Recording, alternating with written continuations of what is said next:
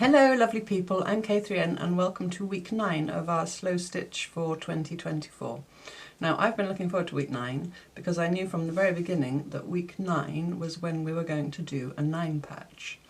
Now if you are a quilter, or maybe even if you're not, you will know that a 9 patch is a block made up of 9 squares 3 by 3.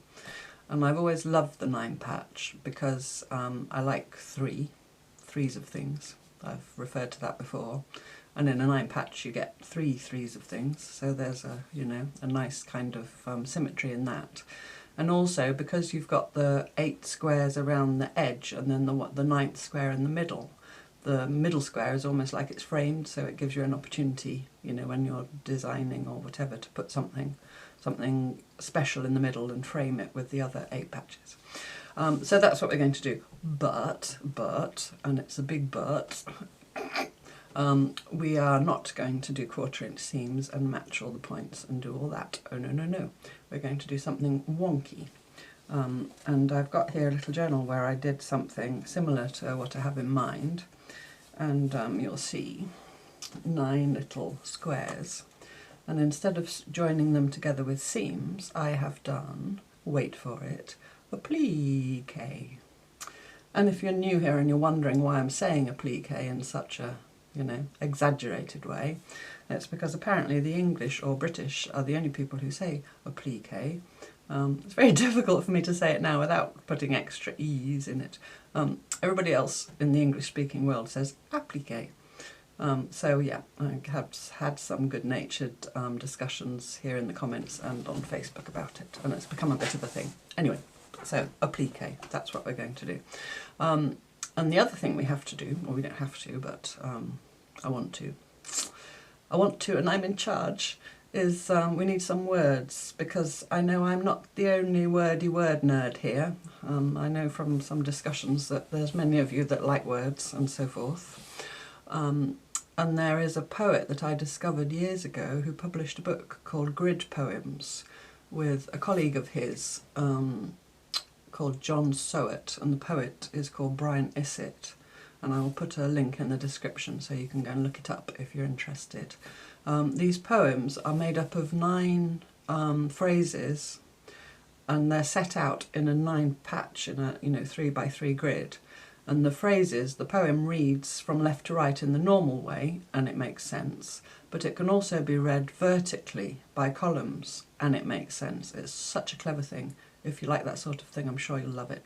So anyway, I, not being a poet, I have written some form of that for you all. It's taken me quite a long time to come up with it. I haven't got phrases, I've got 1 word per box, so I've come up with 9 words, and when you read them left to right they kind of make sense, and when you read them vertically they kind of make sense. So you'll find out what that is at the end. So anyway, that's enough wittering. Let's get onto the desk and get into it. So here we go. I've got a different cloth down because the cutting mat was annoying me. I didn't think it looked very nice and it made sounds when I put things down. So I'm trying this this different cloth. We'll see. We'll hope it looks okay and the focus works okay. Okay, so I've got myself 9 little scraps, which I've chosen, and I did like this. I know I'm not really known for bright colours, and they're kind of dingy bright colours, if that means anything. So I thought instead of, my normal browns and greys and eco-printy type things, I would sort of challenge myself to do bright, but obviously you can do you. What I did want to point out is when I say squares, I'm using the term very, very loosely. You see, this is quite clearly a rectangle. This is, what do you call those things, a parallelogram? Is that the right thing? This is not square at all. It's much wider here than here. They're all cattywampus. So if you want to do perfect squares, if that's what makes you happy, I've said it before, Slow Stitch is not about being messy for the sake of being messy. Slow Stitch is about enjoying and engaging with the process. So if you want to go and rotary cut yourself some squares that are perfectly square and line them all up in straight lines with an even gap between, you do you. It's not wrong. It doesn't make it not Slow Stitch. Here endeth the lesson. Sorry.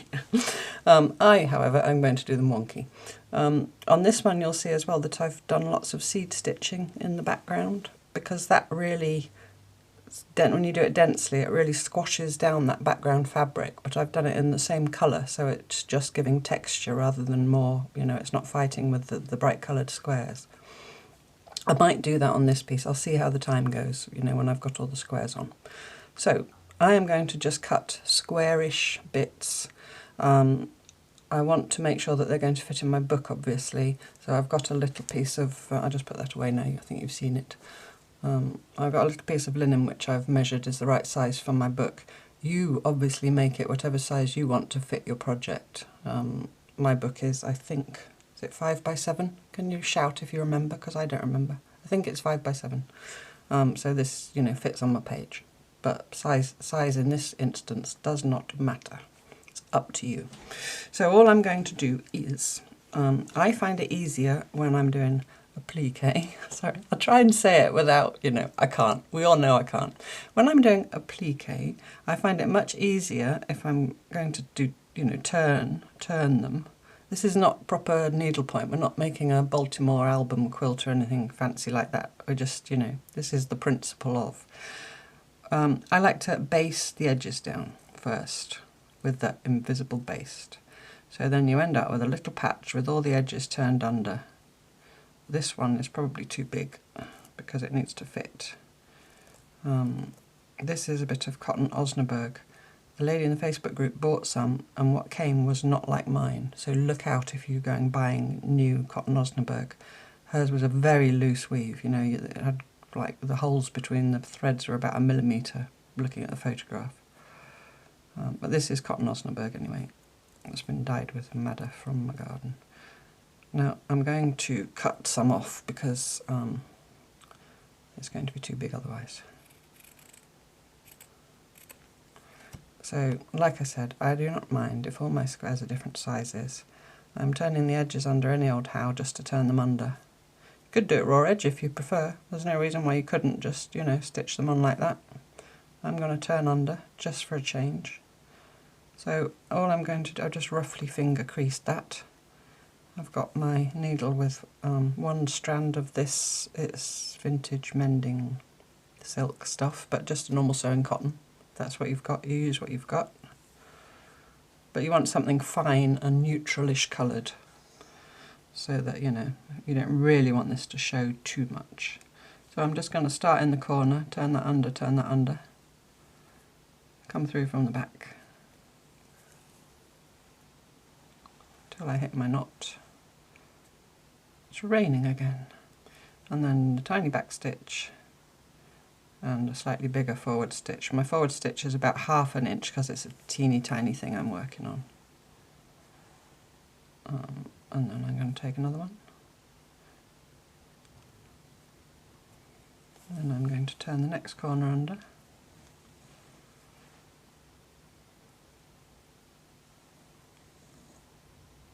Oh, I know what I've forgotten to say. I know it's too late for this one, but it's quite thick, so anyway. I'll say it when I've done this. Remind me if I forget. That's just another idea I thought of, just to, you know, maybe something else to think about. Stella's snoring. I don't think you can hear. The other day, I can't remember which video it was, but she was snoring and it was really clear on the video. I'm sorry. I'm sorry if it bothers you, but I can't do anything about it. Well, I could do something about it, of course I could go and shut her in somewhere else, but she likes being with me, so.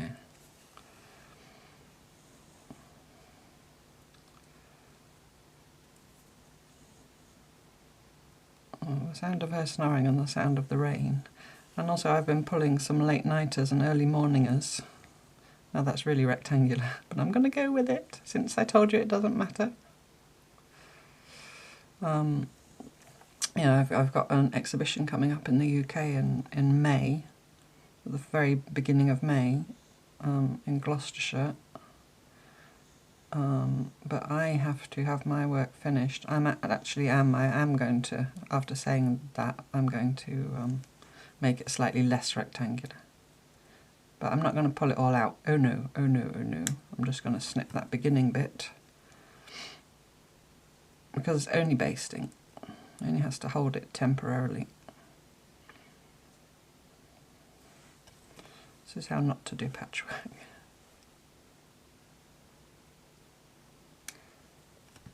Yeah, I've got an exhibition coming up, and I have to deliver my work on the 17th of March. And one of the pieces I'm making is a journal, and it's made, you know, from an old book, and it's just turned into not a nightmare. It's not a nightmare. I'm loving doing it, but a huge undertaking. Let's call it that. And I can't cut corners, she said, cutting the end off a patch. I have to do what I have to do, and it's all based on my woodlands and the trees in my woodlands and so on. So, for example, I wanted to include in the book all the common names and Latin names of all the trees in my woodland. Now, I could have just written those in, you know, in my own handwriting. No, I couldn't do that, could I? I had to stamp them onto tea-dyed paper, one letter at a time, using my suitably wonky little stamping kit that I bought really cheapo. And some of the letters are not what they say they are. So I've had to write on in a pencil, you know, which letter's which. And some of them are uppercase and some of them are... Anyway, that's enough about my wonky. You'll see it at one point. So I've been doing that. So I've been tea dyeing, I've been tearing tea-dyed paper into little strips, and I've been printing on it. My hands are quite... Yeah, I'm sorry. And then, of course, I had to ink all the edges of all the little labels and stuck those in the book. And I've been...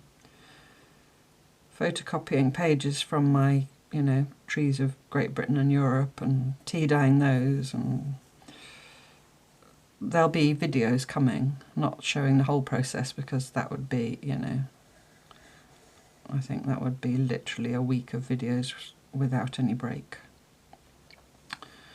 But anyway, so the deadline's looming. It's half term here next week, so the children will be here. I call them children even though they're 20 and 22. So I've been really slogging away. Hans, my husband, is away this week on business, so yeah, I'm really struggling a bit. I'm enjoying it. I can, you know, when I get into something like that, I can sit for 8 hours and work on it without noticing the time going or remembering to eat or, you know, all that. Right, anyway. So, I don't even know why I was telling you that. Probably explaining my disgusting inky hands. I couldn't, you know, couldn't get them cleaner than that. Anyway, so there's my rather wonky square. You will see that the seams that I've turned are poking out at the sides. I'm not worried about that. When I come to applique it onto the linen, I will just poke them under. So I'm not worried about that one jot. I'm going to just do one little back stitch to end that off. And that's my first little somewhat squarish square done. Right, thank you for reminding me. What you can do as well if you want to, not necessary, just an option, is pad your little squares if you want to make them. You know, I talked about the seed stitch flattening the background. If you want the squares to really... These weren't padded, these are just squares of cloth. But if you want them to really puff up three-dimensionally, you can do padded applique. You could use a very fine, I want to say wadding, and we're going to start the whole wadding batting debate. That'll be my next thing. Once I've got you all saying applique, I'm going to get you all calling it wadding. If you've got a fine cotton wadding, batting for other people, you can use tiny squares of that. I've got here a bit of old flannelette sheet, which would do the job. I didn't put any in there because I forgot. But what I would do then is, like, let's go with this purple one next. Let's get a squarish bit. I'm going to do my trick, you know, it's not mine, I didn't invent it. I'm folding on a diagonal and cutting there. In fact, I'm going to tear. And when I tear, I have to say, Gloria's mic, hello, Gloria's mic, I'm talking to you. I'm going to tear cloth. Now, I'm talking like that because Gloria is a lady in the Facebook group, and her lovely husband, Mike, is hard of hearing. And she has her videos on, and he's fine with it because he can't hear, you know, me wittering on. But then the other day she was watching something, and he suddenly went running outside and was looking in the garage and looking all around the place to see where the noise was coming from. And they finally worked out that it was this sound. That wasn't a very big tear because it's a tiny bit of cloth. Maybe I'll tear a big bit just for Mike. What have I got here that'll tear? Sorry everybody else, just talk amongst yourselves. I'm just amusing Gloria and Mike. Let's do this bit. Mike, can you hear me, Mike? Here we go. That was for you. Right, okay, back to the applique. Where was I? Yeah, so you could pad your little square. So let's try it with this one. Mike's now probably really embarrassed, and I hope Gloria's not in trouble for telling about him. Oh dear. Right, I did warn her that I was going to name check him. Okay, so I need to cut myself a little piece of inside, but obviously that needs to be smaller than my piece of outside. Let's get those away so I don't cut those. Let's keep that little precious safe up there. So I'm going to just put it over the edge like that and over the edge like that. You see what I'm doing? So that it's sticking off. So I want it that wide. I'm making this up as I go along. And I'm going to turn it, and I want it twice there. This is guesstimating 2.0. Right. That's too big. Now I'm going to trim it down. Basically cut yourself something a bit smaller because you've got the seams around the edge, so you don't need the extra bulk there. In fact, I could, if I really wanted to, cut a teeny tiny piece and wedge it in there, but I'm not gonna. So, do you see? It's like English paper piecing, you know? You see all these connections between things when you start paying attention. And to me, again, that's also part of slow stitch. It's... Sorry, I've bitten the inside of my cheek yesterday. And I keep, you know, when I'm talking, I'm catching it and I can hear my voice going like that. So sorry about that. I shall try not to. I shall try not to let my cheek get in the way of my words. Right, so yeah, English paper piecing. So you start seeing connections between things. And that to me is also part of slow stitch because it's understanding, it's understanding, you know, the process. It's engaging with the process. So I'm just folding that over as if I was basting for English paper piecing. And come through and do the same, you know. But this time I'm going to invisible baste because these basting stitches will stay in there forever and ever.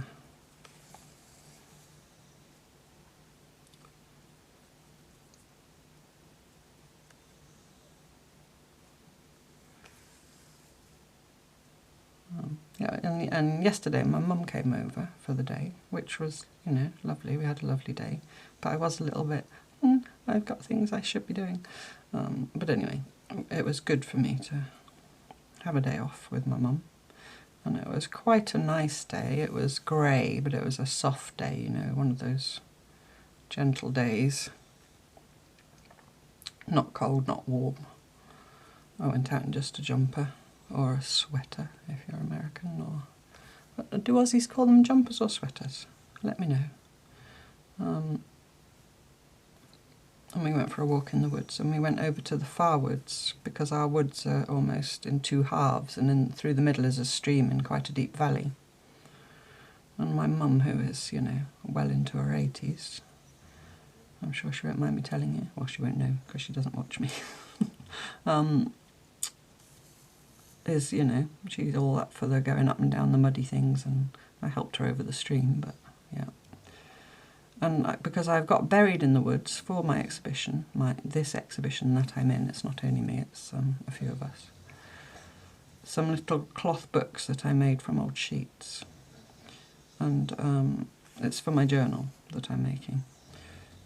And they're all in different places. Some are wedged into trees, some are buried under, there's one still buried underground. I hope there's still something left of it. And they're old sheets that I've naturally dyed or eco-printed, or I've trapped leaves inside them, or you know, things like that. I've put rusty bits in, all kinds of things. And I've left them, most of them have been there since about September. And the idea was to just leave it, a lot of them I've spent quite a long time stitching into as well. And the idea was to then put them in the woods and let the woods sort of work on them as well, almost like a collaboration. That's my thinking. So anyway, so I said to Mum, well, there's 4 the other side of the valley, and I don't go there daily because my big dog, who's, you know, quite old and arthritic, can't get up and down the slope. So I said to Mum, well, if you're up for it, let's go and get my 4 out of the other side. So she was up for it, so off we went, and I got 3, which were just in trees, or, you know, tied to trees or trapped in the crook of trees and so on. The 4th one, I'll just, pause to show you the actual thing we're supposed to be doing. So there you see now it's quite, can you see? It's got, can it focus? Is it focused? See, it's got some thickness. I'm just looking to see if it's focused. It's got some thickness to it. So you could do that, okay? Or you can do them just like that. Or you can do a mixture. Just giving you options. Yep, so anyway, back to my story. So I went to get the 4th one that's over there. There are 13 in total because our woods are 13 acres. So I did 1 per acre. They're not put 1 per acre, but you know, that was why I chose 13. But the 4th one is actually in the stream, and I put it there either late August or early September when the stream was barely a trickle. And I buried it under rocks, and I've taken photographs of all of them, although I pretty much remember, especially the ones this side, because I pass them all twice a day and say hello to them. But anyway, so I get into the stream. I've got my welly boots on. Welly boots, rubber boots, gum boots, I don't know what you call them in other countries, but you know those boots. And I'm in the stream, and my mother is, you know, worrying a bit about me because she's my mum, and there's like a little waterfall thing going on. I'm not talking Niagara, you know, it's maybe 18 inches high, this waterfall, so don't worry about me. That's still rectangular, never mind. So I'm stood in the stream in my wellies, in a skirt, because I'm nearly always in a skirt, unless I'm on my horse. That's the only time really I wear trousers. Or pants, but pants in England are something else. Sorry, I'm very wittery today. Pants in England are underpants. Pants in the States are trousers in England. So, you know, that can cause amusement to English people when we hear Americans talking about pants, because to us that's only underpants. That's now too big. So where was I? Yeah, I was in the stream in my wellies, wearing a skirt. Trying to find this little book bundle tied up with string, and I do know from the photo that I put a rusty, quite a chunky hinge in it as well, because I'd never put anything in nature, even if I'm intending to retrieve it, that isn't already in nature, if you see what I mean. So cotton is cellulose, plant-based, and linen also. And iron, there's so much iron here in the soil, and you know, leaves obviously, blah blah, just as an aside. And anyway, to cut a very long story, very short, I couldn't find it. I could not find it. I was, you know, in the stream up to my elbows. The waterfall went into one of my welly boots, and so I came back with a wet foot, and I couldn't find it. And I can only imagine that it's buried. I can't imagine it's got washed away because it's so heavy and it was under a rock. But it was so frustrating. My hands went numb and I couldn't feel anymore because the water was so cold, so I did have to give up and get out. And, you know, my mum's fretting, going, oh, Catherine, you're going to get... And then saying, oh, I hope you don't come down here on your own when Hans isn't at home, because if something happened... And, you know, I didn't answer. I do go down there on my own. Anyway, so I couldn't find it. So Lily, my daughter, when she's home next week, has got a task. I'm going to send her in there. She's good at things like that, and see if she can find it.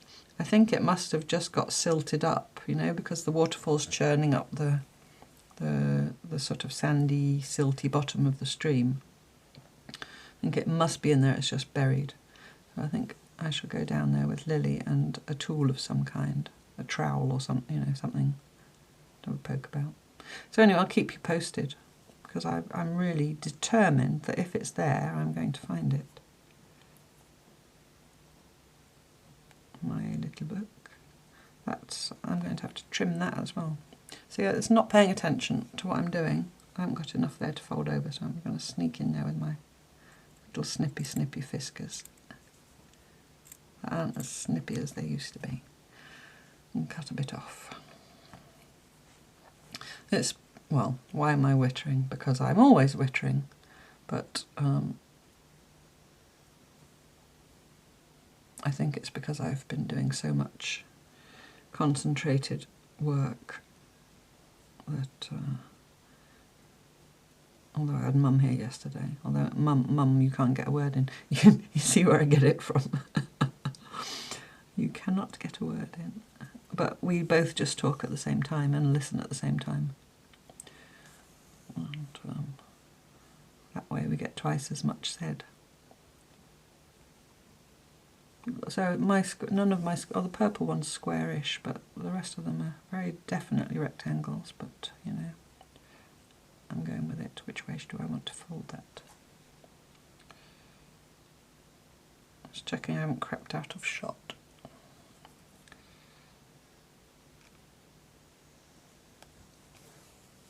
I do like them with the extra bit of stuffing in them.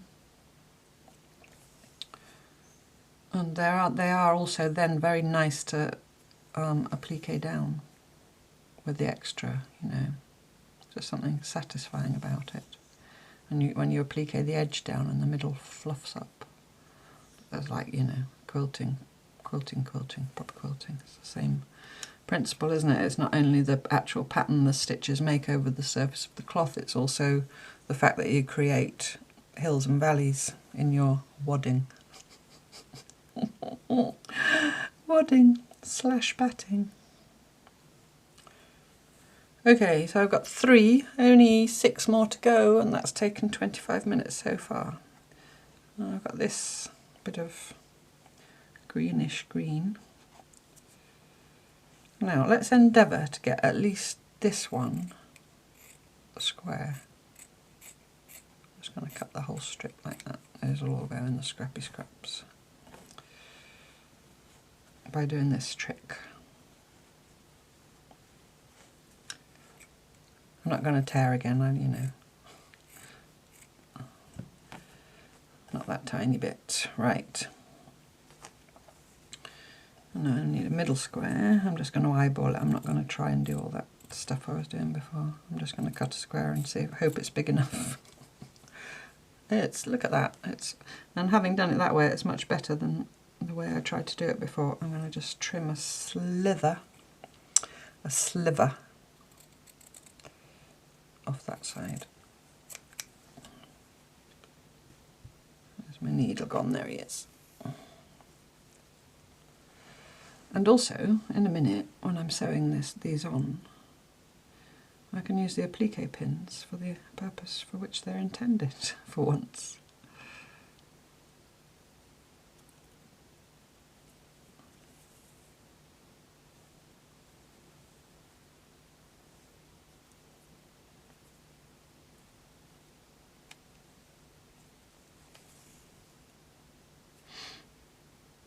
Last week, the pajagi, to talk about that a little bit. It's the response to it was kind of what I thought it would be, really. Some people loved it and the simplicity of it. Some people probably weren't very keen on it, although nobody's really said, or not that I've seen or heard, that, you know, they really hated it. But some people found it quite challenging. A lot of people went to the link that I put and did it the proper traditional Korean way. Many people said they had gone and watched that and they liked my way because it's, you know, wonky and stress-free, and they liked the look of the running stitches as I do. But what I found most interesting, because you do realise that all this is, I'm just, you know, this is just me studying people. You're one big social experiment. No, no, you're not. You're not at all. I am joking. Joke. No, a lot of people said that when they saw it, they were a bit, that doesn't look very inspiring, or, I don't really fancy doing that. Oh, well, I'll do it anyway because I've committed to the whole year, and, But then when they did it, they really loved it. A lot of people said that. And that I was really pleased with. Number one, that people gave it a go, even though they looked at it and thought, But also, number two, that, people were drawn by it when they actually started to do it, because that was exactly the response that I had. And isn't it always nice when you hear other people? It's affirming, isn't it? When other people have the same response that you've had. Makes you feel like, even if you are weird, at least you're not the only one. Right, that little one's done, and that's, quite in the region of square. I'm not ashamed to call that a square. It's not completely square, but it's square. It's more square than that one. So that's 4. And I'm just going to have a little check. They are going to sit nicely on there. Obviously I can play about with the different sizes as well, like if there's a bigger one and a smaller one, they might have to go next to each other so that I can fit them on. So I need to put them there. And the colours. So when we come to laying them out, that's going to be a part of the process as well. If your squares are all different sizes, you'll have 2 things to think about when you're laying them out. You'll have the size and the colours. Won't that be fun? Lots of choices to be made. I'm going to do this one smaller. Just because. And also in case I need smaller ones to fit them in. And again, if you want to plan it all, if you want to do them different sizes, but you want to plan all in advance and all that, you do that. Still slow stitch. Don't let anyone tell you otherwise. I almost get upset with people that talk about slow stitch as if it has to be messy and imperfect and so on. It's completely not. I mean, it's not my word. I didn't invent it. So who am I to, talk about the definition of it? Why it upsets me is because I think it upsets people. It upsets people who are precise, naturally precise, and are happy like that. And then they feel upset when people say, oh, slow stitch has to be not messy, but organic and all those things. I'm not going to end up with anything left here if I keep trimming. So that's where I get upset.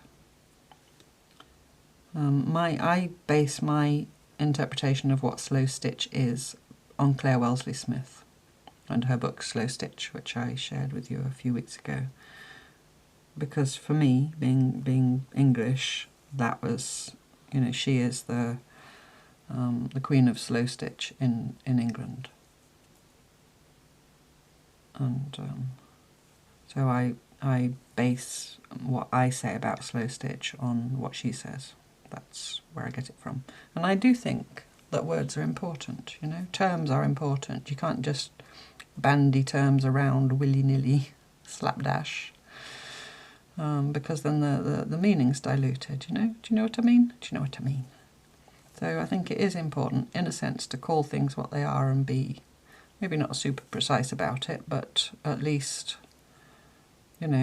all hand stitching is not slow stitching, and you can even do things on the machine and your project or your whole process can still be slow stitch. I can imagine when I was doing free motion on a sewing machine, for example, free machine embroidery, I was within the ethos of slow stitch because I was very concentrating on what I was doing, not to be necessarily precise and accurate, but thinking about, if you're pebbling, when you do free machine quilting, there's a stitch called pebbling, which is basically just making little circles all over it. It's a background filler that I used to use a lot.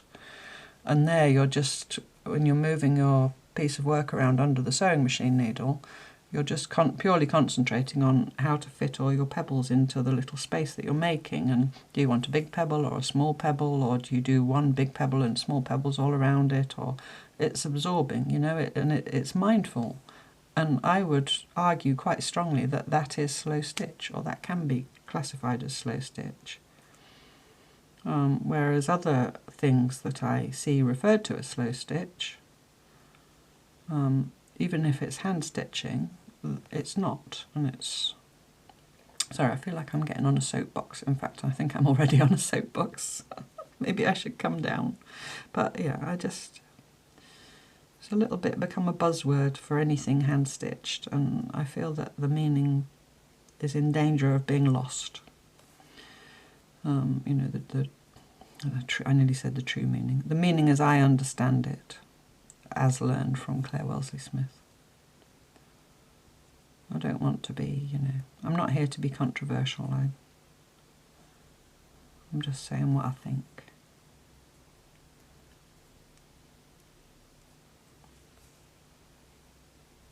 But yeah, my main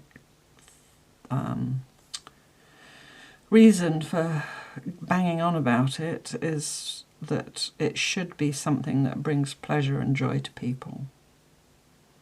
And when people start saying, oh, you have to do it all organic, oh, that's all too perfect, oh, that's not slow stitch, then people who are perfect by nature, people who are perfect and precise by nature, and get very upset and uncomfortable if they're not allowed, in inverted commas, to be like that, are upset, and then they think they can't do slow stitch.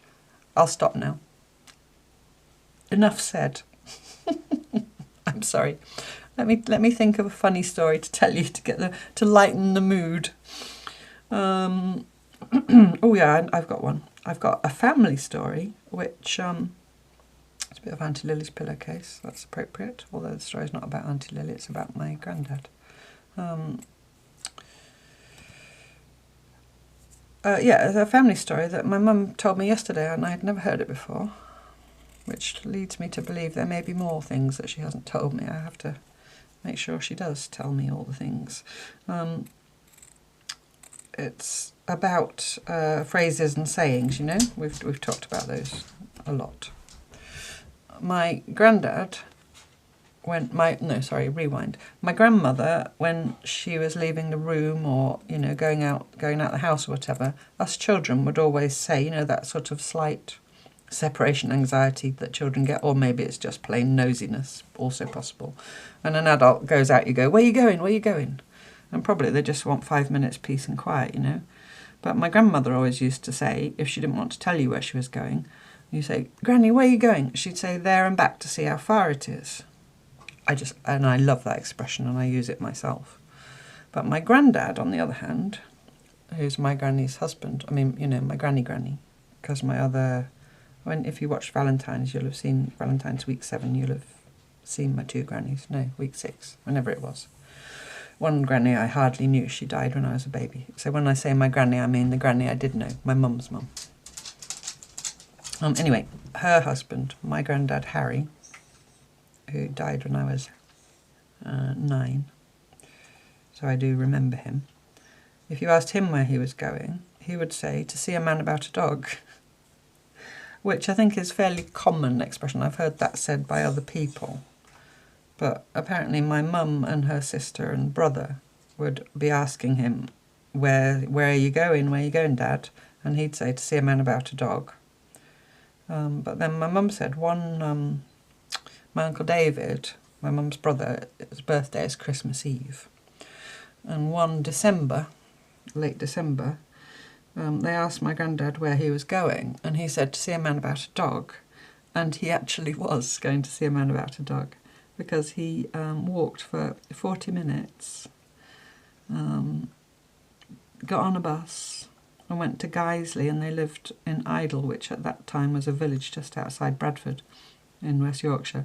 It is now very much eaten up by Bradford, but in those days they lived in the village of Idle. And he had to walk 40 minutes for the bus, and then he had a bus ride to Guiseley, which is near Leeds, and to get this puppy for my Uncle David. And he brought it back under his coat, and it was a little Scotty puppy which they called Susie. And that was my Uncle David's Christmas birthday present. And, you know, that was in the days before it was put about that you shouldn't get people dogs for Christmas. This was, you know, not that. Susie was loved and lived to a ripe old age. But anyway, so that was the funny story as my mum told it, that my granddad, who always said he was going to see a man about a dog, said it that one time, and it was true. But, which, you know, I liked that. But what I also liked as well, and, you know, imagining my granddad and how he talked, was apparently when he got on the bus to come home, and it was December in West Yorkshire, it was cold, and he had this little scrap of a puppy bundled up in his coat.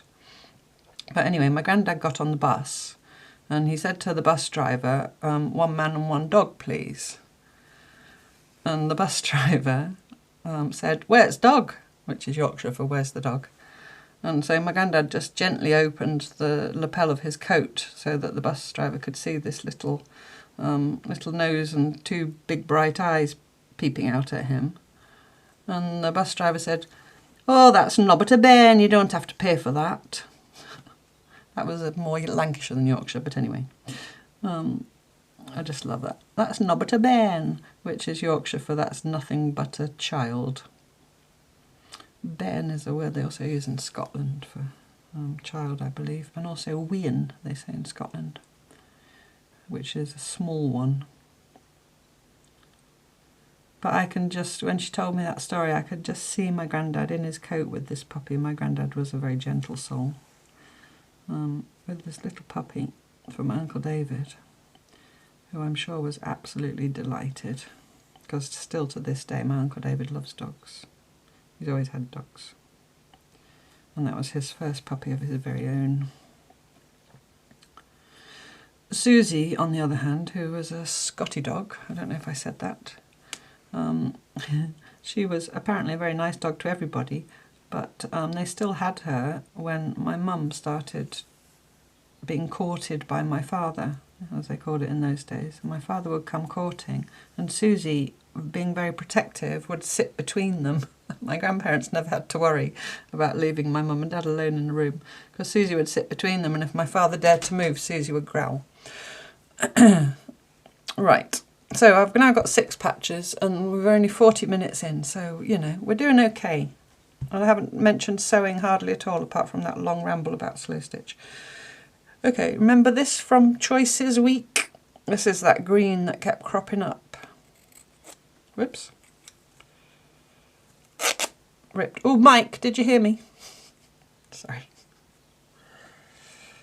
Oh dear.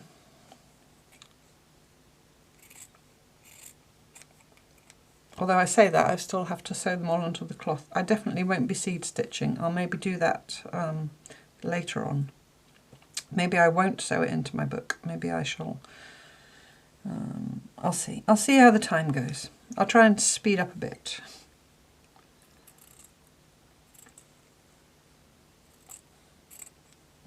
I do know as well that there are a few of you watching who don't actually stitch, or I know there's a lady who can't stitch anymore because of issues with her hands, but she just likes the stories, so the stories are for you.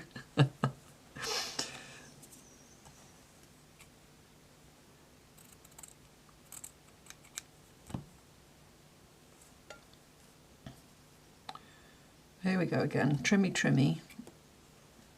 I didn't mention the seam allowance because it's not really important as long as you turn over enough. You could also, if you wanted to, just turn over a really chunky seam so the seams all met in the middle, and that could be a padding, you know. If you didn't have anything to put in the middle, you could do that if you wanted to make it a bit thicker. Perhaps I'll do that on the next one just to show you. Did I not? Yes, I did. Come on, behave yourself, Trixie cloth. Actually, it's not Trixie cloth, it was the Choices cloth that kept popping up. It's not Trixie at all, it's quilter's cotton.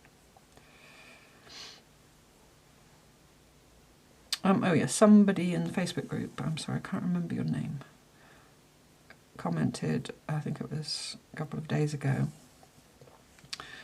about she having seen my video of my studio tour, that she didn't think I had very much fabric, she was surprised how little fabric I had. And I guess that is a comparative, you know, that, what do you call it, a matter of perspective as to size of. I don't like the word stash. That's a word that quilters use. I don't know, it kind of to me implies hoarding, and again to me that's another. I'm not going to start on about Slowstitch. Well, why not? It's my channel, isn't it? Slowstitch is what my channel's all about. Yeah, another aspect of Slowstitch for me is not buying, you know, not that consuming new stuff and just to have it. It's about using what you have where possible and repurposing and recycling, you know, otherwise. Yeah, so this lady was surprised at how little I had, you know, compared to how much she had. And I think she was finding what she had a burden. And I don't know the whole story. That was a bit big, that stitch. Did you see that? Never mind, it's staying there now. But I think I've got quite a lot of stuff, because I've got my big chest of drawers full of old linens and that big trunk. If you haven't seen my studio tour and you don't know what I'm talking about, you know, there's a big chest of drawers and an old trunk, which have got all the sheets that were given to me by the friend of a friend are in the trunk, and in the chest of drawers are some, you know, a job lot of French linens I got a couple of years ago in a brocante of tray cloths, and there's all kinds of stuff in there. Really nice stuff and really grungy stuff and everything in between. I mean, and that alone, because I do a lot of dyeing and eco-printing, you may have noticed, is for me, you know, enough probably. My commercial cloths like this are just little scraps left over from either when I was teaching and I would root through ladies' bins at the end of the day, or from my own stuff when I used to buy commercial cloth, you know, when I was more of an art quilter than a whatever I am now, a faffer, a bouterer. So I was a bit taken aback. Not you know, not, I don't mean in an unpleasant way, I wasn't offended or anything, but not taken aback, maybe that's the wrong way of putting it. I was a bit, oh, have I really not got very much? I've also got, and then I started, well, I've still got this and that and the other. I've got these big tubs here with, you know, but maybe compared to some people I don't have a lot.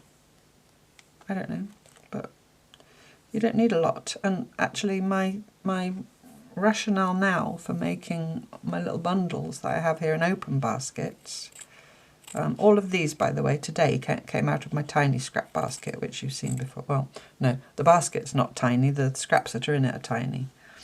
And then I have baskets with bigger pieces of cloth that may be, you know, anywhere between this size and this size. I make little bundles, and I have more of that, maybe 3 tubs full, and the tubs are maybe 18 inches by a foot by a foot, just to give you an idea. I maybe got 3 tubs full of stuff like that, and I quite like the back of that, it's less bright. Oh yes, I'm not going to, I was going to do a big seam, wasn't I? I did have some other kinds of things like batiks and quite high thread count natural, sorry, not natural dyed, Procyon dyed. I used to buy cloth from a lady called Heidestall Weber who dyes with Procyon, very brightly coloured. I used to buy cloth from her, but it was very high thread count. It was fine for machine quilting, but that's getting a bit small now. I'm going to put that back in the scraps and get a big bit. Do I want this whole big bit? Yeah, I just thought I would fold. I might make it more square to start with. Can't even remember the point. Only that I was a bit taken aback that she thought I had very little. Oh yes, no, I can remember the point. I sort of realised when I used to go camping a lot, and I'd go camping for several weeks at a time in the summer when I lived in England. And you see I'm just folding so they meet, so that you're going to end up with a double layer all over, just to try it. I don't think I've ever done this before, I'm just making it up. I'll have to put it down. There we go. That'll do. That'll do, pig.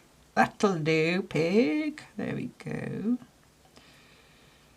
That'll do, pig. The actor in Babe the Sheep Pig, by the way, who says that'll do, pig, reminds me of my dad. Well, my dad reminded me of him, one or t'other. Lost my dad in 2019.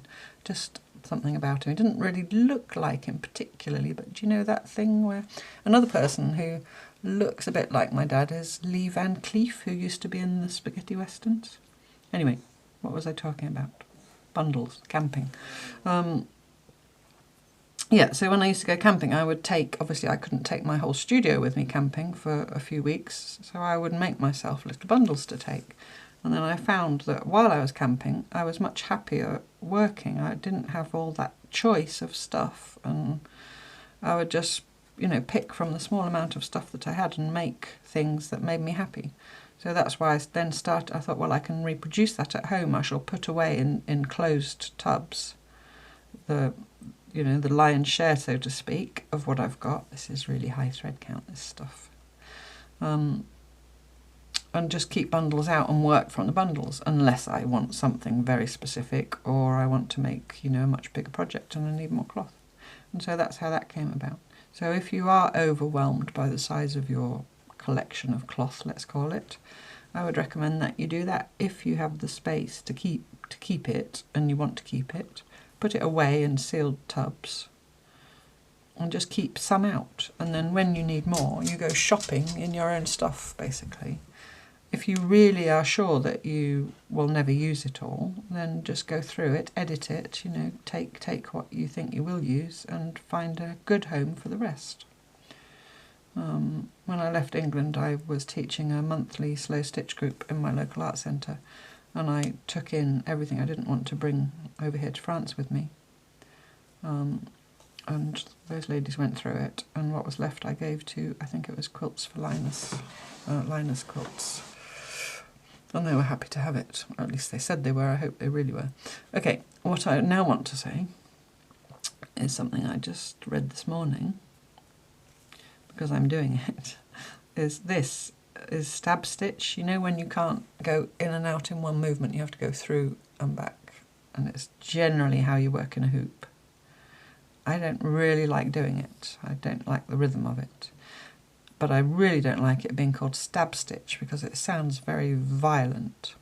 And a lady in the comments, is she called Tara or Taha, there's an H in it, said that her great granny used to say it was barbaric to call it stab stitch, and she used to call it, what did she, something like peck and scratch, or I can't remember the phrase exactly.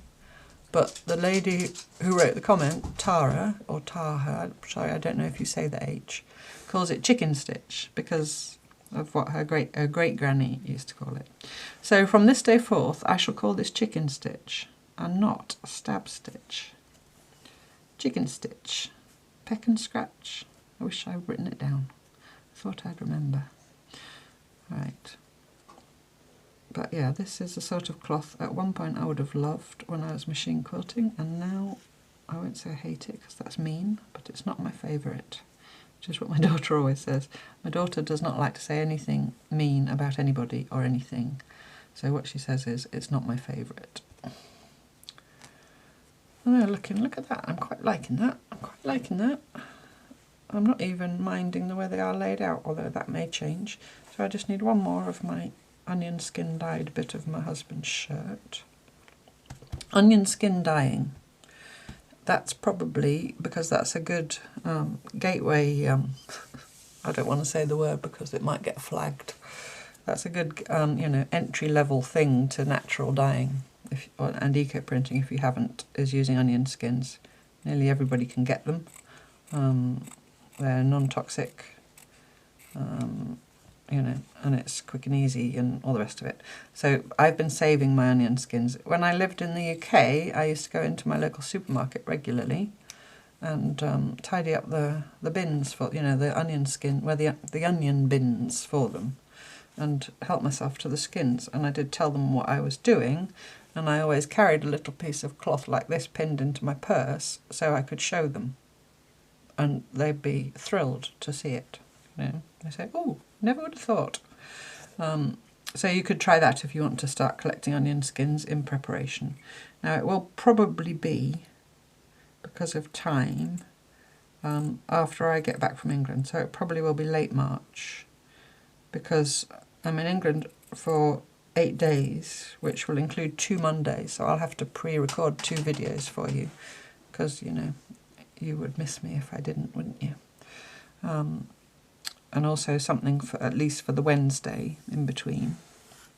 So, oh, sorry, I just headbutted you. Don't rock and roll, stay. So, get on with the sewing at the same time, Catherine.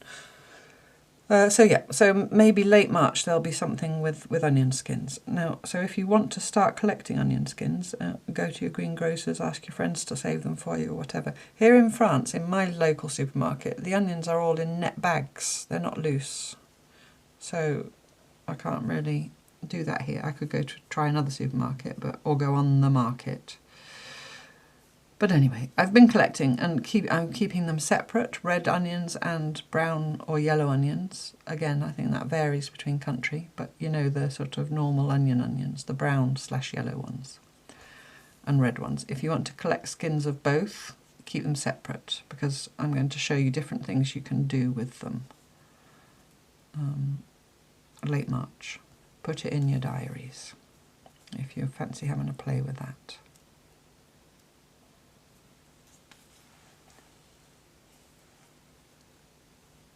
Oh, I've gone quiet.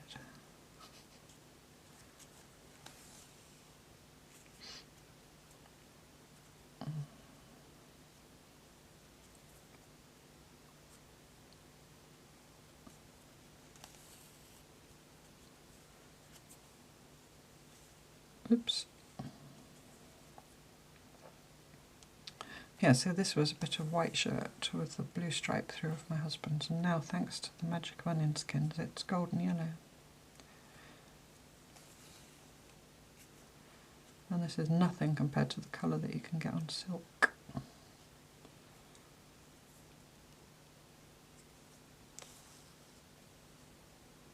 Silk for me is much harder to come by thrifted. You might get the odd silk scarf, but then it's usually a colour, you know, it's not white or cream. Well, silk sheets are a thing, but you don't really see them in French brocants. I'm chicken stitching again through that thick corner. This shirt's quite a high thread count.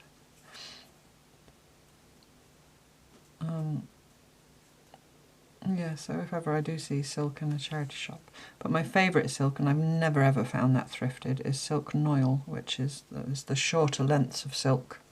And the cloth itself, I use it a lot because I'm lucky enough to have a lot. I'm not going to go looking for some to show you because this video is already going to be at least an hour and a half, I think, by the time we're done. Feel free to fast forward, especially the rants. What was I saying? Yeah, silk noil, but because it's like almost like linen to work with. It's not slippery and tricksy like, you know, silky silk.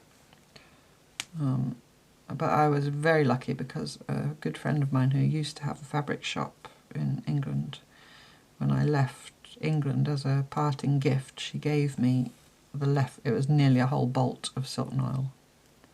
And I've been new, you know, it was new cloth. So I've been using that. And I've got about 1 metre left, I think, although it is quite wide, undyed. So when that runs out, I don't know what I'll do, because I don't think I'll be able to bring myself to buy more. Right, so that's my 9th square. You'll be glad to hear, or maybe not.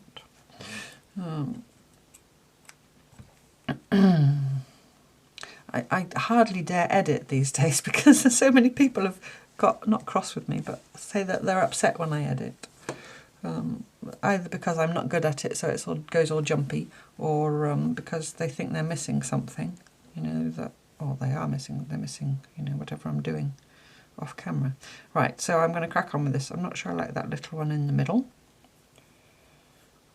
I'm going to try and, I don't like 2 greens next to each other. And now it's all blue and green here. Right, that is what we're doing. So I'm going to pin them on. Am I going to pin them? Yeah, let's put... no, I'm going to do them one at a time. So I'm going to start with that little green one. And the rest I'm going to just lay to one side in the right order so that I remember. Like so. And I'm going to get my... I think I'll get a new bit of thread. Did you see how good I was putting my needle straight back in my pincushion? I did have half a second's thought of putting it in my mouth, but I didn't do it. So to do applique, this is not the proper way at all. There's, you know, basically applique is applying one piece of cloth onto the surface of another piece of cloth, and what stitching you choose to do that with and all that is entirely up to you. And there'll be people that say, oh, you have to do this and you have to do that. But I'm not one of those people, as you know. So, but I am going to do a little overcast stitch. So I'm going to come through from the back of the back. Ah, no, hang on a minute. No, I do know what I'm going to do first. Am I? Yeah, I'm going to put a backing cloth. I nearly always like to put a backing cloth behind my... I don't like to stitch through one layer of cloth, even for this. I just prefer, I think it comes from quilting all those years. Mike, Gloria's Mike, there's going to be more tearing. I'm just warning you. Don't go running outside looking in the garage. Wasn't too bad, was it? Yeah, I think it comes from my quilting days. You know, of stitching through layers, but I just like the feel of layers, and I also like the definition that it gives you stitching. As long as it remains soft and nice to stitch. So I'm going to start in this corner, so then I can go all the way around and end up in this corner, and then on the back I can jump across and do my next square. In fact, I might need to move it over a bit because I need room. And I'm not lining it up with anything or measuring. If you want to, you do you. I'm going to come through from the back of the patch. I think that'll work all right, and tuck the tail under. So I'm just taking a little bite of the you know, the back cloth, and then I'm just coming up.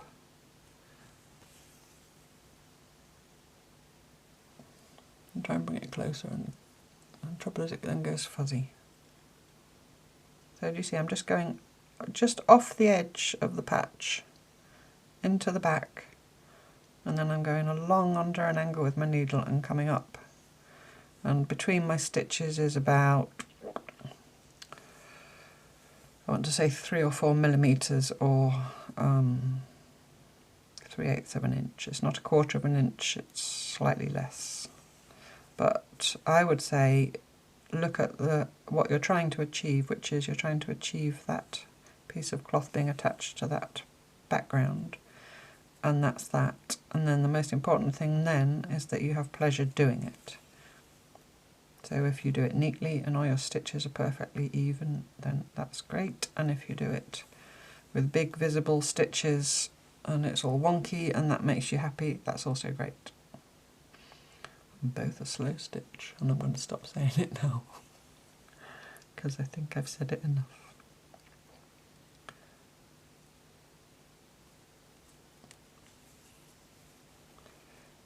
So I'm going to do this one up close and just, well, you know, as close as I dare, and keep my eye on the focus, and then the rest I'm going to do down on the desk. Whoops. Slightly more, not speedily, but you know, efficiently. Just because of time. Because I don't make a sample and I don't time myself.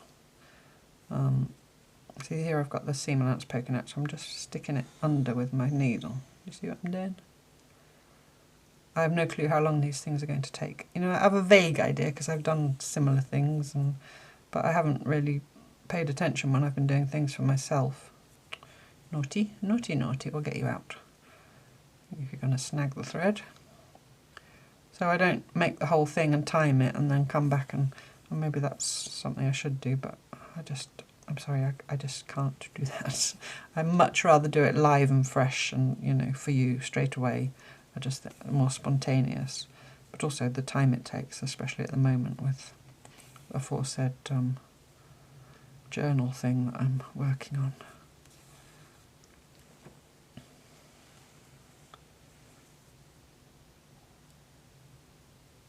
So sometimes, yeah, things just take long. This week I thought I'd do this, I thought this would be really quick and I'd be sitting here seed stitching and wittering on, but that's not going to happen, I'm sorry.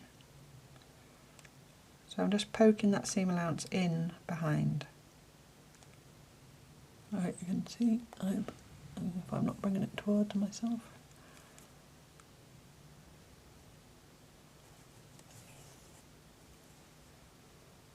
And I'm using, by the way, the same thread that I used for the basting because it's a mushroomy, neutrally coloured, and just one strand because I want it to be, you know, not very visible. But if you fancied the idea of making a feature of the stitching with a thicker thread or a contrasting colour, you absolutely could. Right, so I'm back to where I begun. So I'm going to go through to the back. Leave that laying there. Put the next one, which is the purple one. All I'm going to check is that I have got room for the green. Put a little pin, an applique pin. All those of you that have already got your applique pins, I know, because I know some people are still waiting for them. You're going to be thrilled to bits, aren't you, that you can now use them for their proper purpose. So I'm going to come through from the edge, and you get the idea if you didn't already know. Oh, don't throw those away because they're laid out. So I'm just going to, actually it's quite comfortable doing it like that. I've got my elbows on the table. My mum would have told me off when I was younger. Elbows off the table. I had an auntie, actually, it was my father's cousin. And she had a daughter who was 3 months younger than me, so, and we lived quite close, so, you know, growing up we spent quite a lot of time together. But anyway, that Auntie Audrey she was called to me, she used, if she was quite a stickler for manners. Oh, sorry about that. That's my big fiskers falling on the floor.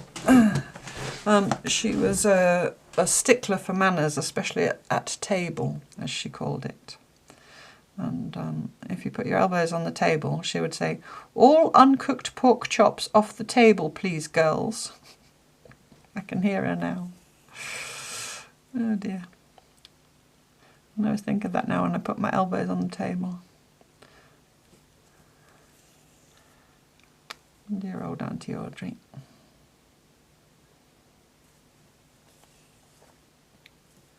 And she did speak like that. I think that was a pretty spot-on impression of her. She never lost her temper. We used to get up to all kinds of things, my cousin and I. We were real sort of, I suppose, tomboys, you would say, but we were also arty-crafty types, and we lived near the beach, and we liked foraging. You see, nothing changes. And when I went to stay there, my cousin Paula, they had it's called a dormer bungalow in England. So it started life as a bungalow, just a ground, you know, a single story house just on the ground floor. And then at one point they'd gone up into the roof space, and up there was a huge bedroom. I think it had like 4 or 5 single beds in it. It was like a dormitory almost, but it was only my cousin Paula's room because her 2 sisters had got married and left home. And we were up there, which was quite separate from the rest of the house, so we used to get up all kinds of things, midnight feasts, and one winter we woke in the night and it had been snowing, and we opened the windows to look out at the snow, and then we started scraping snow off the roof because the dormer window sticks out and you can reach out and, you know, touch the roof. So we were scraping snow off the roof and we were having a snowball fight in the bedroom. Yes, naughty girls, naughty girls. And we would go to the beach, and my Uncle Ralph, who was my Auntie Audrey's husband, had a boat, and so we'd get taken out on the boat, and then we'd find things on the beach, which mostly were harmless, innocent things like pebbles and rocks and, you know, bits of driftwood and what have you. But a lot of the things we used to find were cuttlefish. You know, the cuttlefish bones, you buy them in pet shops to give to budgies. Well, we used to find them on the beach. And so we were always picking those up. And we had in this big room, in the dormer window that you could walk into, on one side we had a big table, and it was our nature table.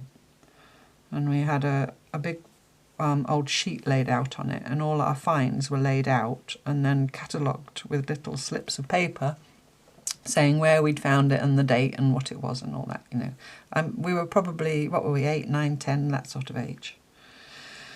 And one day on the beach we found a cuttlefish. You know what that is? It's a bit like a squiddy type thing, but it has a beak, like quite a hard beak for a mouth. And this cuttlefish was pretty past its, you know, pretty decomposed, but the beak was still intact. So we took the beak home and we had it on our nature table. And we didn't notice because we were 9, 10.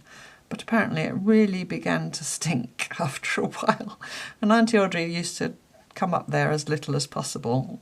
You know, she'd rather just turn a blind eye. But she must have come up to change the beds or something one day. And girls, what have you got in here?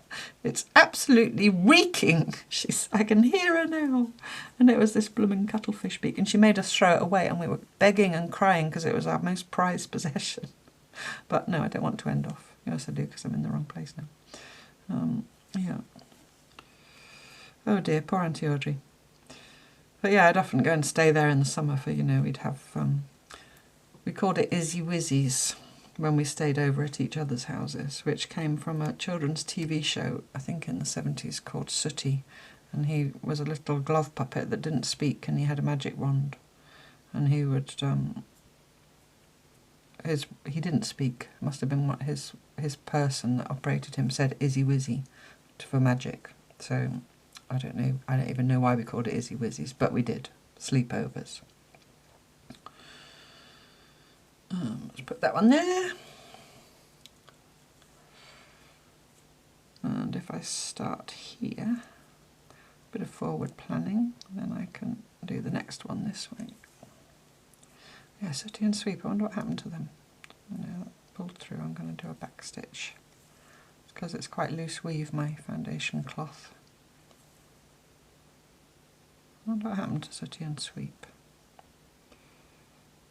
Sooty was a bear, I think. Sweep was a dog. And then there was Sue, who did speak. She was a... Yeah, Sooty whispered into the person, I think he was called Matthew, the man, the presenter. Sooty whispered into his ear, and then the man spoke for him. Sweep squeaked. And Sue, the girl panda puppet, she talked. I wonder if that was only... It was English, the man was English. You know, English accent. He would have said applique. I wonder if anybody else knows it outside England, Sooty and Sweep.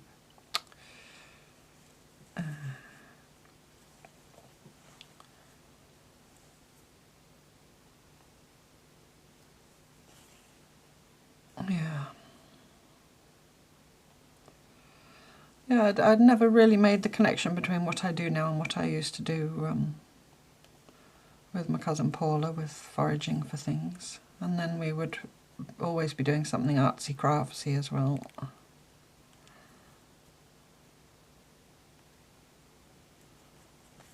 So yeah, I haven't really changed in 50, how old am I? 50, I have to do a sum now. You know, you get to a certain age and you don't know how old you are anymore, is that just me? And you have to find out what year it is now, or remember what year it is now, and then remember what year you were born and then do a sum. And that's the only way I can now think how old I am.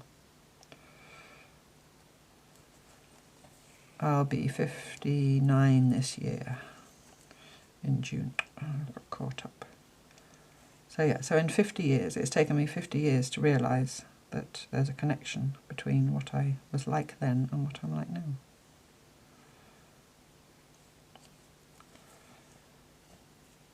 We had a club, gosh. There was only me and Paula in it, me and my cousin. Nobody else was allowed in it. But we were called the NAC. I haven't thought about that probably for 50 years. The NAC was the Nature, Arts and Crafts Club. Was the NACC? NACC maybe. Yeah, Nature, Art and Crafts Club, that was us. With our stinking cuttlefish beak. I can't remember what art and craft we did. We even used to put rose petals in jars and leave them in the sun, which these days I would call solar dyeing. Although I wouldn't do it with rose petals because you don't get anything, only stinky water. But anyway, we were making perfume and we'd do this with rose petals, and we'd get these little empty jars or bottles that we begged from my poor long-suffering Auntie Audrey, and then we'd decant this foul-smelling, rotten flower petal stuff into the bottles, and then we'd give them to our mums, and they'd have to go, "Oh, it's delicious," and pretend to dab it behind their ears. Yeah. Solar dyeing, that's what we were doing. Right, so that's that one.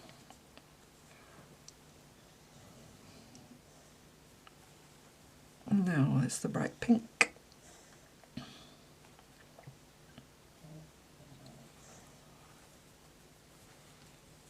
Oh, a pin.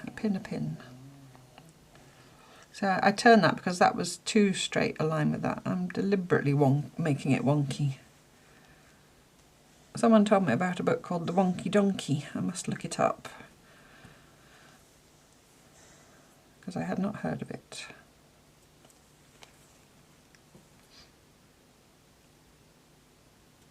Oh dear, I really don't like this cloth. It's really, really hard to stitch through.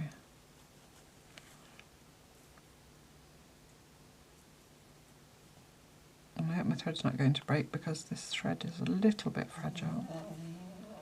Stella, can you hear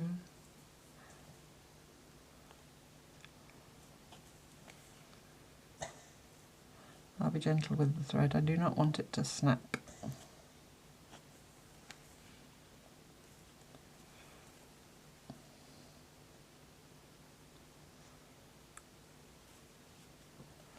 What I could have done as well is baste the linen to the backing with the invisible base. I'm sure you can hear that. That's the dog snoring. It's not my tummy rumbling, although it is getting on for lunchtime. Yeah, if you're worried about it, you know, slipping about. There again, you see, I just get my needle on that seam that's poking out there and just shove it under the edge and then get my thumb on it to keep it there.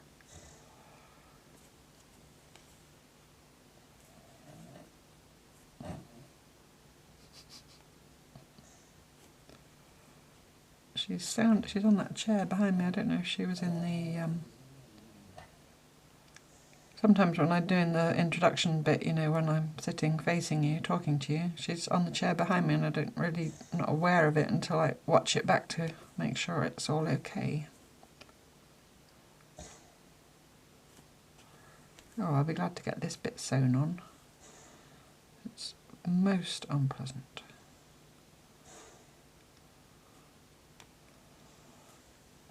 I'm going to do chicken stitch again. Much nicer phrase than stab stitch.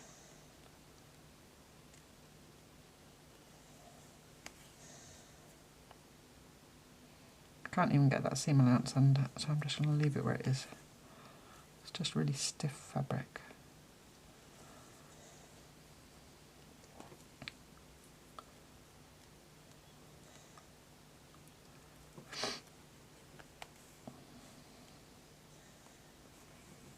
Right, I'm going to end that off and get a new bit, I think.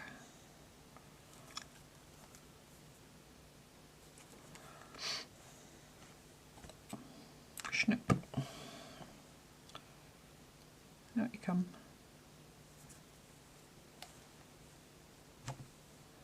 Here's a bit.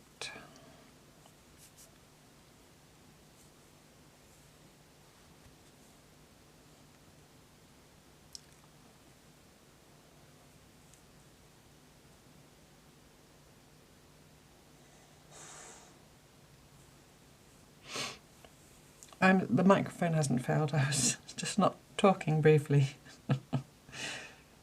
I do know that I do have that myself. Sometimes I watch or listen to people while I'm knitting or crocheting or stitching, whatever. So you're not always watching, and I know some of you do that with me as well, and who can blame you? Certainly not me, because I do it. And then the person stops talking, and so you look, you think maybe the volume's gone on your computer or whatever. But it's not, it's just they've stopped talking. So I'm sure that happens when I stop talking, or maybe I don't stop talking often enough for you to notice. Am I creeping around and going out of focus?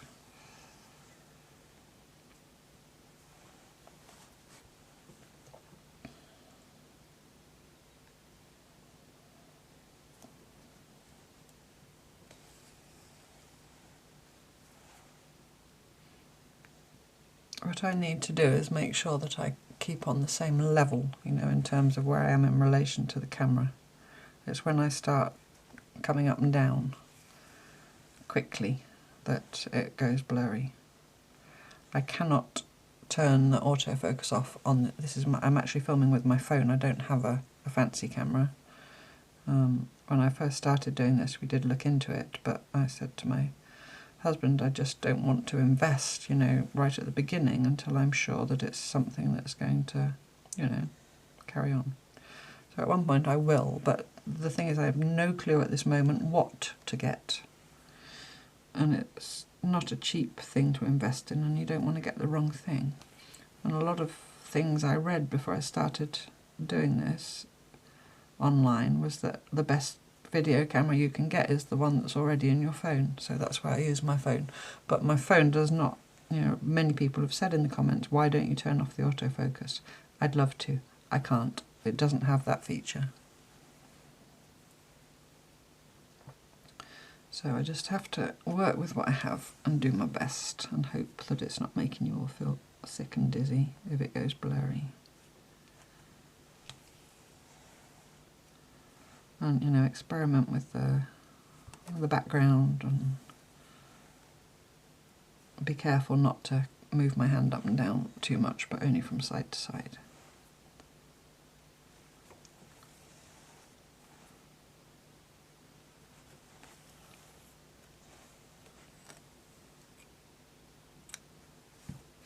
Right. It feels nice. It's always it's not a surprise because I do sort of know, you know, after all these years, but it's always a kind of ooh moment when your cloth has got a stitch into it or other cloths put together or whatever. Always. It really, truly never gets old. Did I have that way around or did I have it like that? I can't remember now, and I knocked them all flying. I think it was like that. I can't remember. If it's wrong, it's wrong. I'm doing it like that now. Pin. Could almost just hold it with your thumb, but I suppose we should at least try to keep it in one place. Now I've gone from that to that, from the ridiculous to the sublime. That was really not nice to stitch here, and this is my Auntie Lily's pillowcase, which crops up all over the place. And it was actually one pillowcase, you know. Maybe it's hard to believe because I seem to always be saying this is a bit of Auntie Lily's pillowcase, but it was just one normal pillowcase.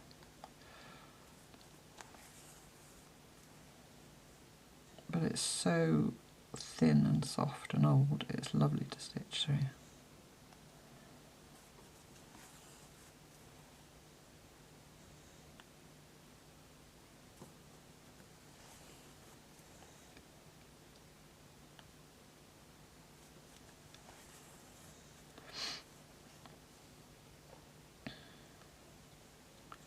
So when I've got my exhibition, which it's very big in my mind at the moment because of all the work I'm doing, I know that a few people in the Facebook group who are in that area of England have said they'll try and come, which will be wonderful to meet you in person. It's a shame you can't all come, although it is quite a small gallery, so if you all turned up, it might be, you know, they might be a bit overwhelmed. They'd certainly run out of cake. But anyway, what I will do is I will ask permission of my fellow exhibitors. I hope it's not wobbling the table now. I'll ask permission of my fellow exhibitors and do a little video of the exhibition so you can see my work, not only my work but everybody else's work as well.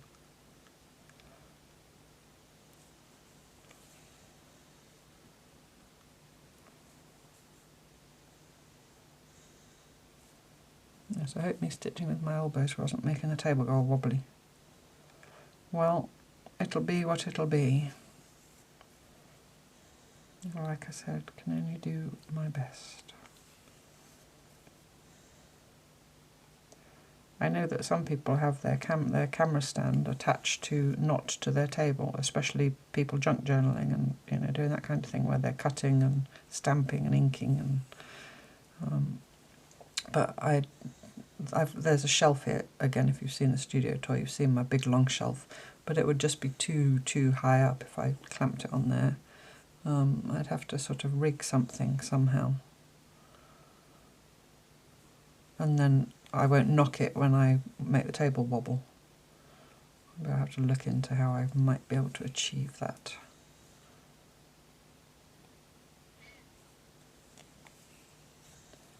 It's all a learning curve. The stitching part is not a problem. It's all the other stuff that's taken, you know, a little while to get my head round.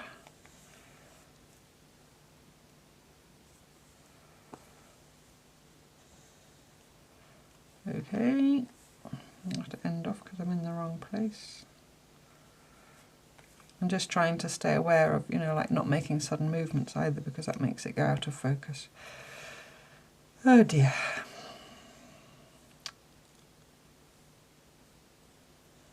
And then you start with all good intentions and then you forget. And I'm not, you know, don't feel obliged to all be saying in the comments, don't worry, it's fine.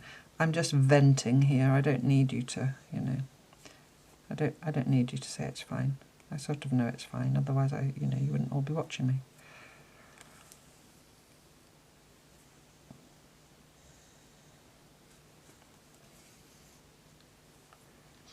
So I hope you like this one this week.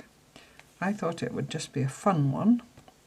I also thought it's something that's got a little bit of flexibility in it. Like I said, if you want your squares all the same size, and you know, you can do that, or if you want them raw edge and just stitch squares on any old who, you can also do that. I've gone with 9 different colours, but there's no reason why you couldn't have 9 squares all the same colour. Might look quite nice as well. In fact, the cover of the book that I talked about in the introduction several hours ago, oh no, it wasn't that long ago, it was an hour and 20 minutes ago, I think.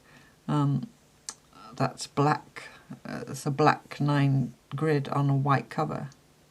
And I was reading up about them, the 2 chaps that wrote the book, or made the book, and they self-published initially, and they made it black and white because they couldn't afford the colour. But now they've left it black and white because it does look very striking. So you could do that. If you go and have a look at the book and you're inspired by that, you could do a black on white version. The only limit is your imagination, and I know from seeing on Instagram and in the Facebook group that imagination is not something that is lacking amongst all you lovely people. Absolutely not at all. And oh yeah, and going back to pajagi, a few people are already well into a pajagi curtain, all made by hand.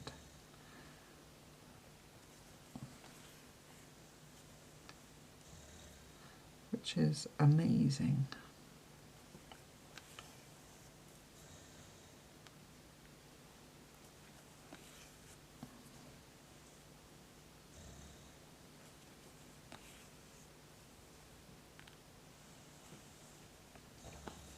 Right, it does need one more stitch in that corner.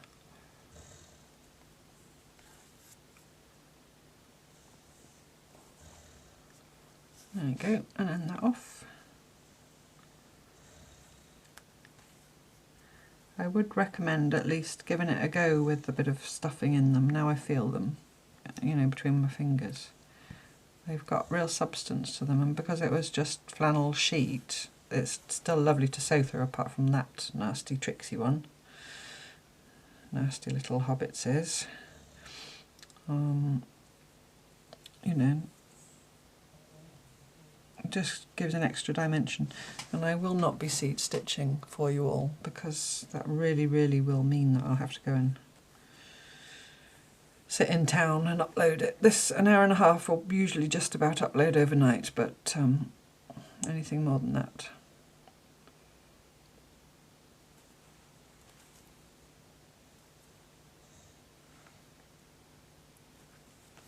So I shall put my, when I put my squares on, I won't sew it into my book.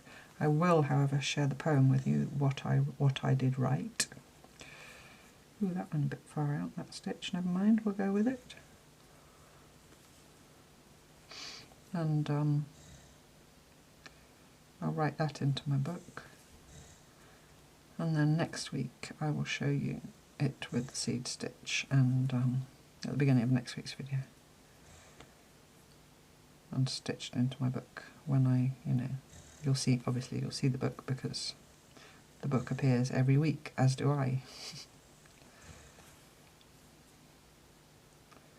The book is actually already getting quite full, even with 9, and we've obviously got 52 to do. And I do think I did say, or at least I hope I did, in the tutorial about how I made that stitch journal, about why I like to have a wrap on a long tie, and actually that I like them to be fat and round like that. And if you don't, then you might have to think about several volumes. You could do 4 seasons, or I've been chatting with a lady called Mary in the comments, and she's thinking of maybe doing 4 seasons, which would be a nice way to break it up into 4 if you know, if a great big round book is not something you want. But I've got my 52 pages, I'm just committed. And I'm on every other page, I'm not sewing front and back, you'll have seen that. So I like to have a facing page, and there, if you want to journal, you know, sort of journal properly, then you've got plenty of room there to write. Or, you know, I've seen that some people write the notes of the week, of what we've done.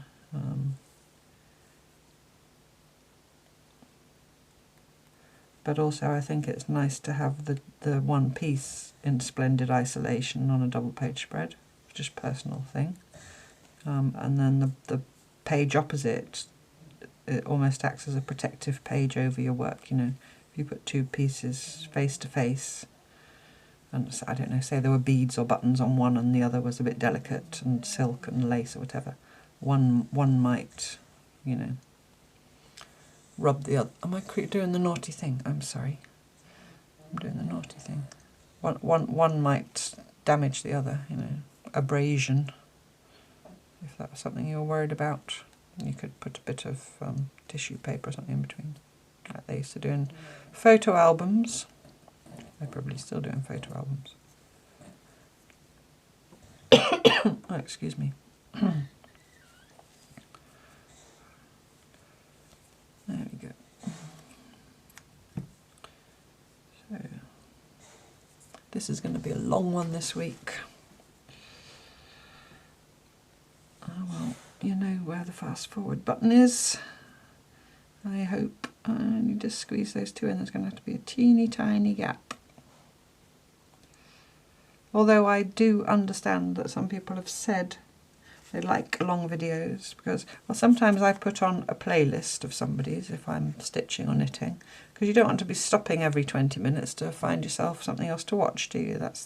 And what YouTube suggests isn't always necessarily, you know, what you want to see at that moment. So a nice long video, I like them myself.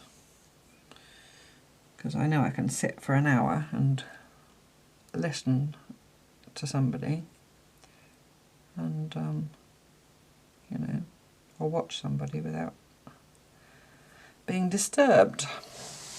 Oh, if you haven't seen Marion's last Wednesday video, Marion's World,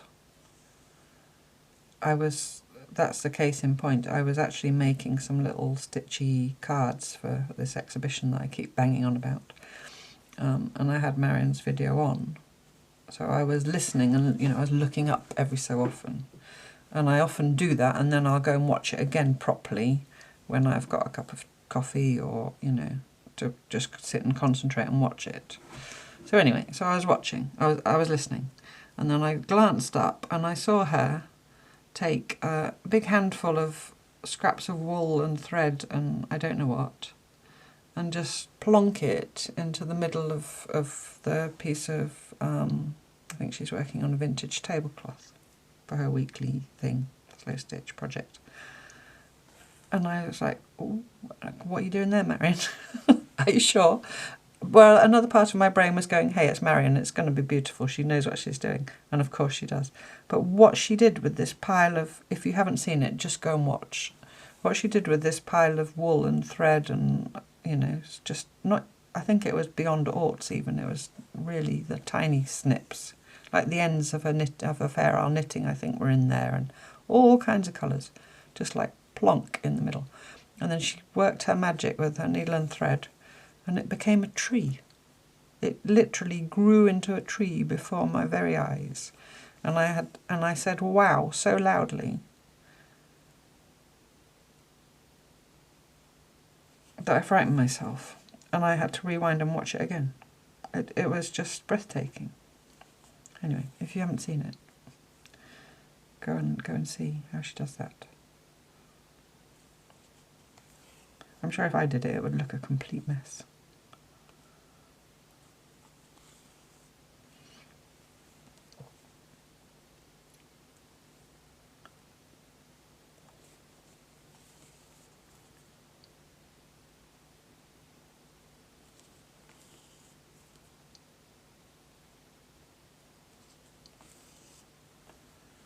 I don't know why I'm holding it up in that strange way.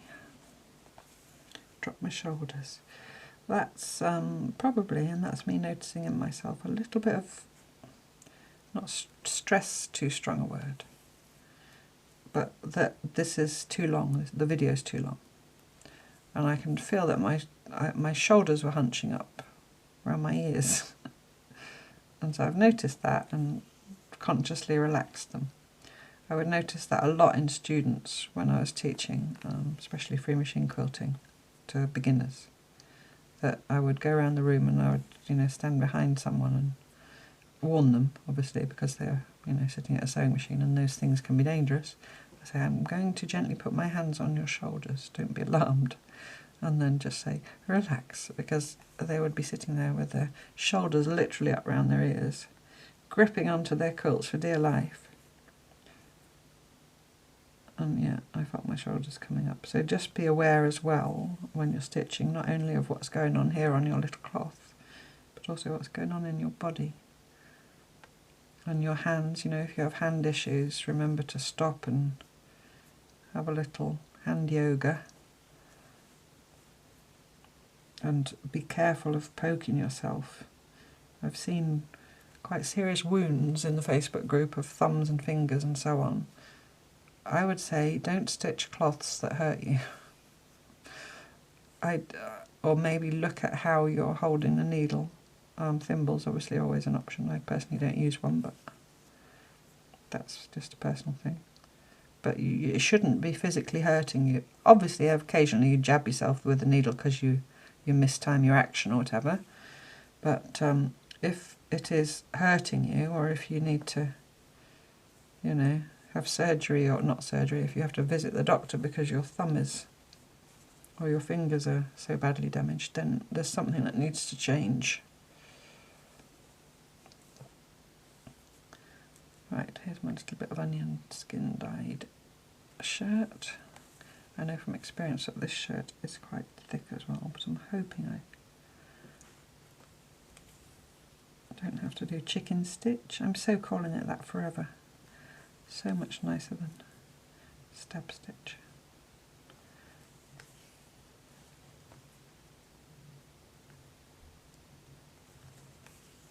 Oh, I went too far into the cloth there. Do you see I'm trying to stay a consistent distance and a small distance away from the edge of the little patch? But if I stray in, I'm not going to let it worry me. If it did worry me, I would do something about it. I would either take more care or, well, to pull something out would have to be really bad for me. I really don't like pulling things out. I know nobody does, but it's...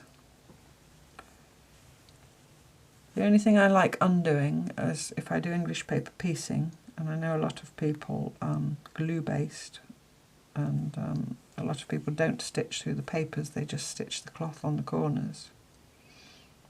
But I actually like stitching onto the papers. I actually like drawing around a homemade template onto the backs of old envelopes and cutting out my papers. That to me is part of the process. I don't mind if I'm not 100% accurate, and sometimes I have to, you know, stretch and cloth a little bit or squidge it up a bit to make it all fit. To me that's all part of the process. I'd much rather do it like that than go and buy a proper template. But that's just me. Can't remember the beginning of the witter, I'm sorry. I just think I'm a bit tired, to be honest. And I was going to say when I'm tired I tend to talk a lot, but when do I not talk a lot? I think I've said before that Hans, my husband, says that I even talk in my sleep. See there, when I pushed the needle through there, I felt that the head of the needle against my middle finger. It didn't go through my skin. I think I've got a callus. I'm pretty sure I've got a callus there. But I could feel the poke, so I stopped pushing and wiggled. If you feel the needle about to hurt you, don't keep pushing. Take care of yourselves. Because, you know, this is sort of deemed sort of gentle women's work, this stitchy thing that we do. But we're using sharp things. We've got scissors, we've got needles and pins. We've got, if we're doing quilty type cutting, we've got rotary cutters. Those things are lethal. I've got a scar on my middle finger of my left hand to prove it.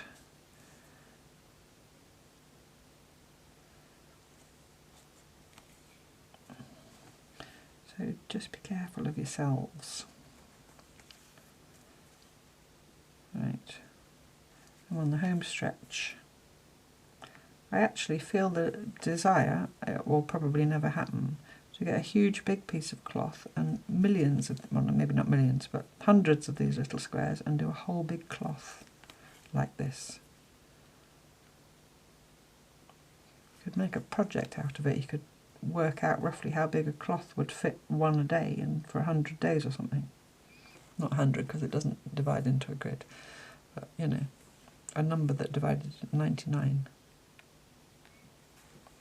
Does 99 divide into a grid? You know what I mean?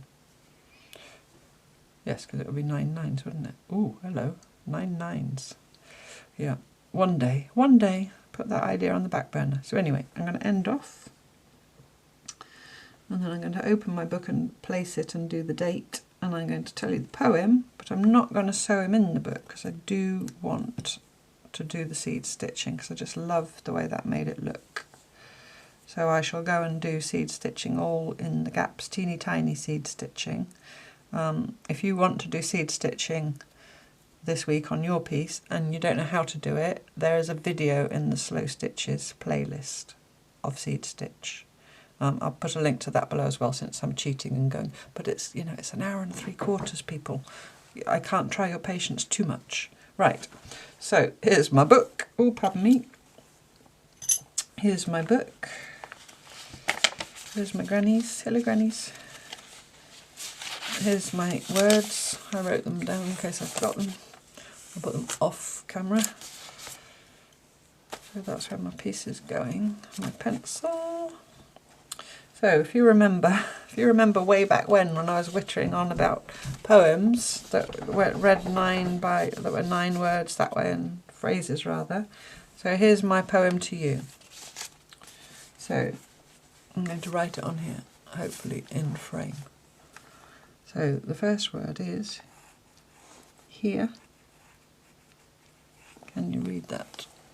Can you read that? So I'm just going to check. Hardly. Just 1 second, I'm going to I'll do it with a pen. What's that? That's no good. Excuse me, I'm just looking for a pen. Now I've got 5 million pens here, but I need the right pen. That one will do. I'm going to do it in black pen so you can see it. And I'm going to try and write it somewhat as if it was a 9 patch of words. Right. I'm trying not to get my head in the way. Here. Stitched.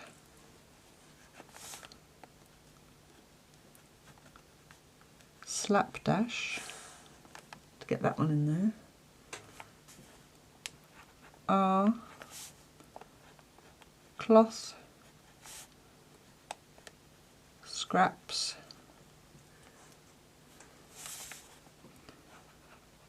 nine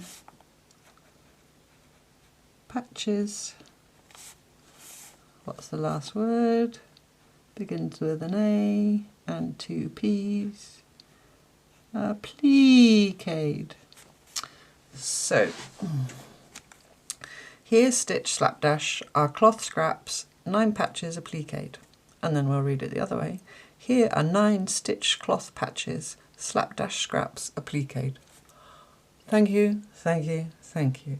That took me hours. Anyway, maybe you can come up with one that's, you know, even better, like that's good. Maybe you can come up with a good one. Otherwise, feel free to borrow mine. There we go. So that's my grid poem. Oh, I said I was going to write the date, which I will, which is 26th.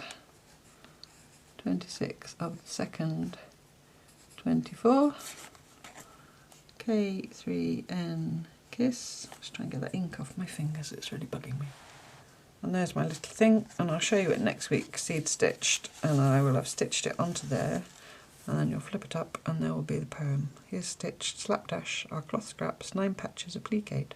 Here are 9 stitched cloth patches slapdash scraps appliqued. It sort of makes sense, doesn't it? Okay, well, I hope you liked that. It was very long. I'll try not to edit too much because you'll shout at me. I probably will just leave it. But meanwhile, thank you so much for watching, and I look forward to seeing some of you's work, some work of yours, however you say it, in Instagram and the Facebook group. And I very much look forward to you joining me next time for more Cloth Tales. Thank you very much. Bye bye.